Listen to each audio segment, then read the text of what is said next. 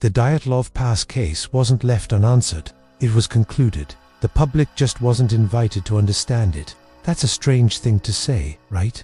For decades, this story has been presented as one of history's greatest unsolved mysteries. But what if the real story isn't about the unknown, but about what was officially decided? What if the conclusion is even more unsettling than the theories? You know the basics. 9 experienced hikers venture into the Ural Mountains in 1959. Their tent is found weeks later, sliced open from the inside. Their bodies are scattered across the desolate, frozen landscape, some partially undressed, others with horrific internal injuries but no external wounds.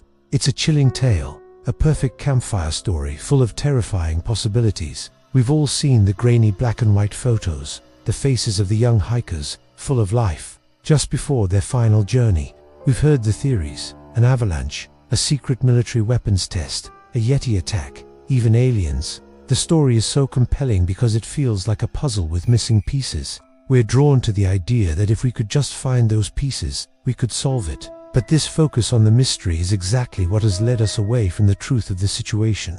The real story isn't in the speculation. It's buried in the bureaucratic paperwork of a government that had no interest in finding a monster. Let us step away from the familiar images and the wild theories and look at what the official Soviet investigation actually did. They arrived, they documented, they collected evidence, but their investigation didn't go on for years, chasing every possible lead. It stopped, abruptly. After just a few months, the case was closed, and the official cause of death entered into the record is where the story takes a truly bizarre turn. It was officially ruled that the hikers died from an unknown compelling force. Think about that. Not a natural disaster, not an accident, not a criminal act. An unknown compelling force.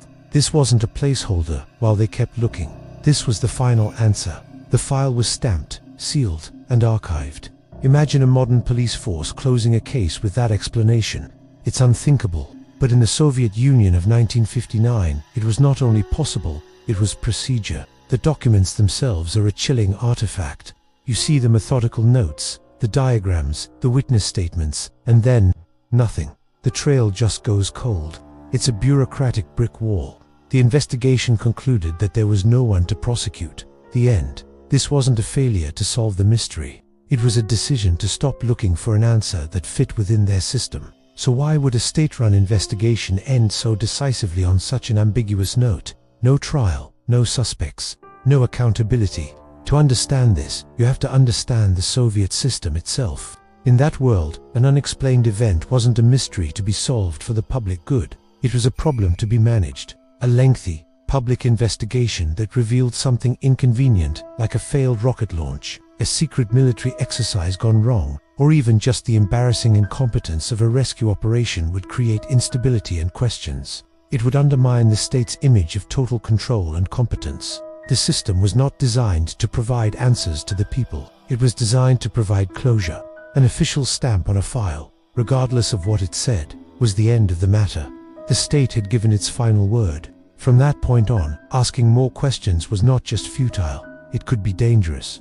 The purpose was not to find the truth, but to declare the matter resolved. The needs of the state superseded the need for individual justice or public understanding. Explanation was optional, but closure was mandatory. The unknown, compelling force was the perfect bureaucratic tool.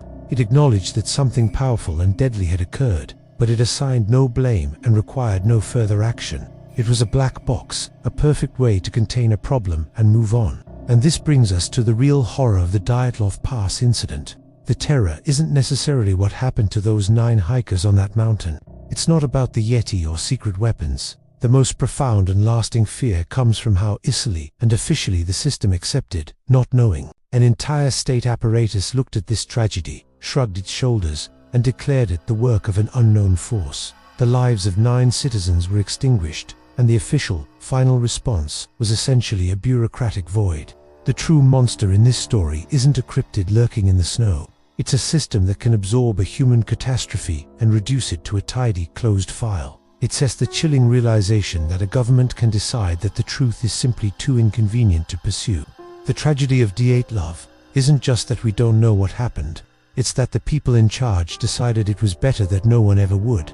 That indifference, that state-sanctioned mystery, is colder than any Siberian winter. It's a silence that speaks volumes about where the real power lies and how little individual lives can matter in the face of it.